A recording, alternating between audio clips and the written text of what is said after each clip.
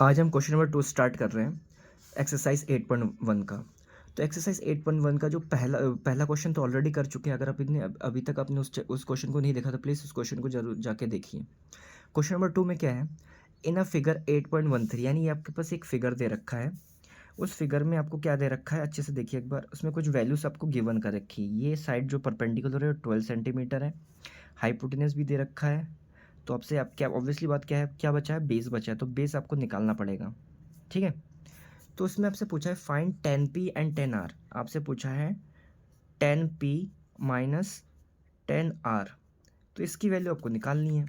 तो इसकी वैल्यू निकालने के लिए आप क्या करोगे, तो सबसे पहले आप अच्छे से देखिए इसमें आपको कैसे निकालना पड़ेगा।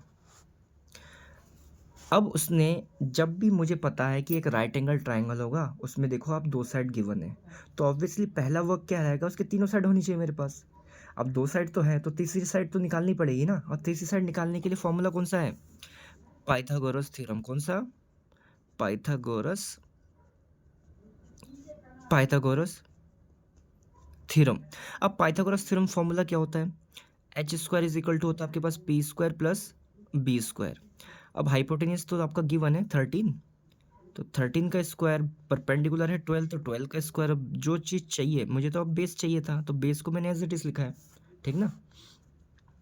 अब 13 square is 169, 12 square is 144 and we have to find base.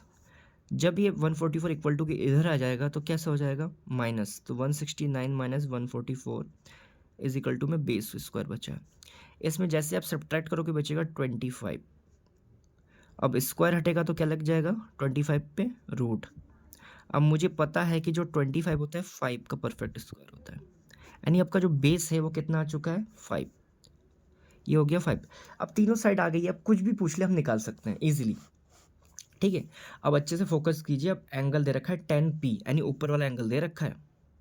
अब आपको पता होना चाहिए जब भी ऊपर वाला एंगल दे रखा है तो इसके जो साइड वाला चीज़ होगा ये आपका क्या हो जाता है, बेस। क्या हो जाता है, ये हो जाता है आपका बेस, और इसके सामने वाला हो जाता है परपेंडिकुलर।